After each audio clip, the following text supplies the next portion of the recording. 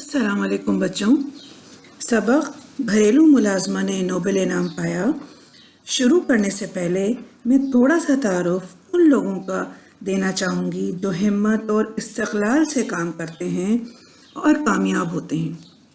کسی بھی کام کو کرنے کے بارے میں سوچنے سے لے کر پایہ تکمیل تک پہنچانے کے لیے ہمت درکار ہوتی ہے. بہت سے لوگ ہمت اور استقلال سے کام کر لیتے ہیں، بہت سے درمیان ہی میں ہمت ہار دیتے ہیں، ان میں سے کچھ تو سوچنے سے آگے ہی نہیں بڑھ پاتے. حوصلہ اور استقامت کسی بھی چھوٹے سے چھوٹے اور بڑے سے بڑے کام کے لیے ضروری ہے. تمام دنیا کے اربوں لوگ ان چند لوگوں کے احسان مند ہیں جنہوں نے اپنی ہمت کے بل بوتے پر نوع انسان کے فائدے کے لیے کام کیے.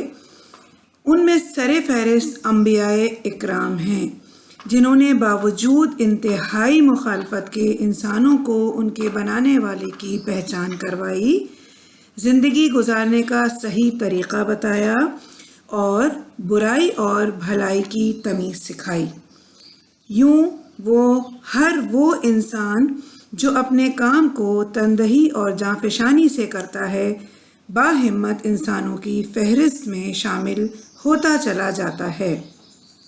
آج اسی فہرست میں ایک باہمت خاتون جن کا نام ماریا اسکلوڈوسکا ہے، انہی کے بارے میں آپ کو آگے اس کہانی میں بتاؤں گی. زمانے کے رنگ بھی نرالے ہیں. کبھی یہ گمنامی میں پیدا ہونے والے کو شہرت کی بلندیوں پر پہنچا دیتی ہے، تو کبھی معروف مشہور خاندان کے فرد کو گمنامی کے اندھیرے میں دھکیل دیتی ہے. ماریا اسکلوڈوسکا کی مثال میں آپ کو دیتی ہوں.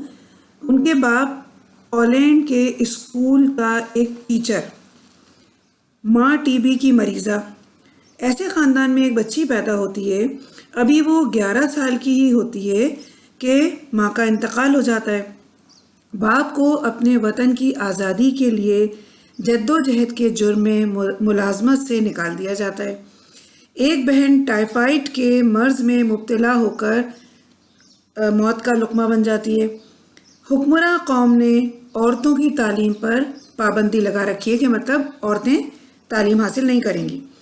مشکلات کے ان پہاڑوں کے سامنے اچھوں کی ہمت جواب دے جاتی ہے. لیکن ماریا ایک عام لڑکی تو نہیں تھی. اسے تو دشواریوں سے ہار مان لینے کے بجائے ان کا مقابلہ کر کے ہی خوشی ہوتی تھی. اس نے چھپ چھپ کر گاؤں کے بچوں کو پڑھانا شروع کر دیا.